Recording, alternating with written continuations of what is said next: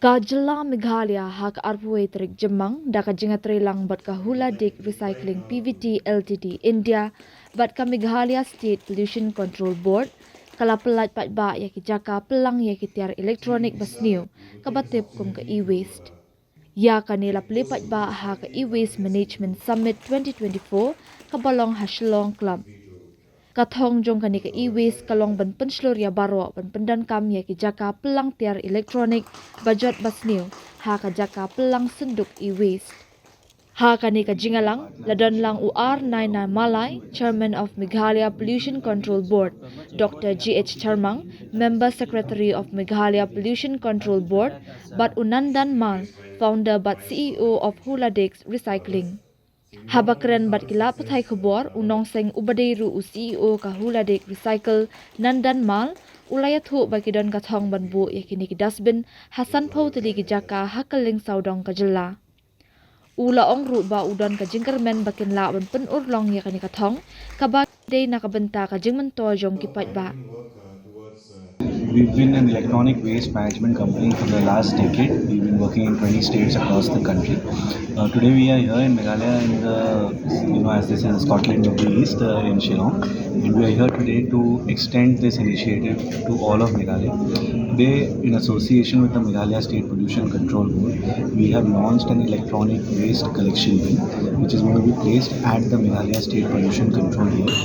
And the idea behind this is that we do now understand through various government initiatives that there is dry waste and wet waste that needs to be segregated. But there's another kind of waste that requires a separate bin because it is hazardous in nature, it causes environmental issues. That is your electronic waste. And therefore it requires a separate bin, it requires separate segregation. And to spread this message across, we have set up this bin. We plan to set up 50 such bins across the state with the support of the Meghalaya State Pollution Control Board. And we look forward to making Meghalaya more greener and e-waste free as soon as possible. So once the material is collected, it is primarily broken down into three basic parts. You have metals, plastic and glass. And the fourth element, which is the key element, which is the hazardous substance, which needs to be recycled from the electronic waste. For example, if you look at a battery, it contains lead. Right? Lead is a carcinogen. It's a carcinogenic substance causes cancer if you're exposed to it. So the lead needs to be properly removed and recycled, and then the battery can be reused or replenished for further use. So similarly, all the carcinogen or hazardous substances in the electronic waste are removed, treated, and then disposed of. And the metals, plastic, and glass are reused as raw materials for making new products out of them.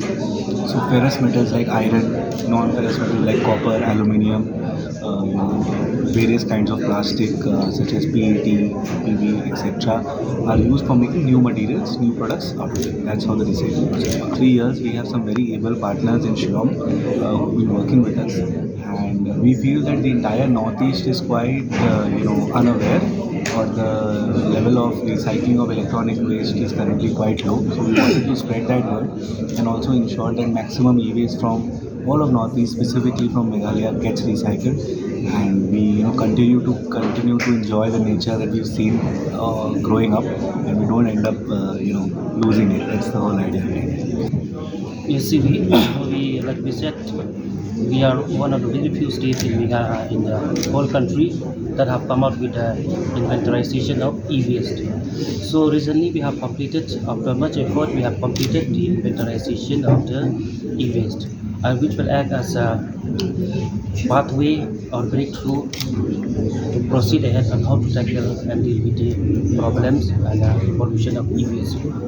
So as for the matter, we see that from the just to show a general trend, we have seen that the maximum waste generated is from commercial and schools and colleges plus the offices, and then we see that Shillong is considered is the maximum generator of e-waste, and followed by the West Garo Hills, and the least the district with the least polluted e-waste is Southwest Hills. So I'll be presenting in details in my sessions. It's quite details in that. So the e-waste, it was under the Environment Protection Act 1986 under Section 6 and 25 of the EPA Act.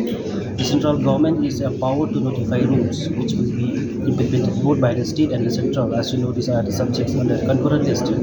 So under this e-waste also has been framed, but it was initially notified in 2011 and then subsequently 2018. 22 and then eventually 23 and 24 because there was some ruling from the honorable NGT, so some that rules has been amended twice. So when it comes to awareness, it is very difficult because we generally think waste as a waste. Now the time has come that we also categorize the waste. We don't see generally as a waste, we see solid waste, e-waste, obviously plastic waste, so on and so forth. So now because their disposal and treatment are totally different from one and the other, so we have to understand it that way, and therefore for that purpose we have come hand in hand with the Jylla, which is the largest recycler registered under EPR, and we hope with their expertise in the field they will bring awareness to at least to, because today we are having the target from the offices. If we can at least recycle or reuse or dispose this e-waste in an environmentally friendly way, that will definitely reduce the down e-waste generation in our state.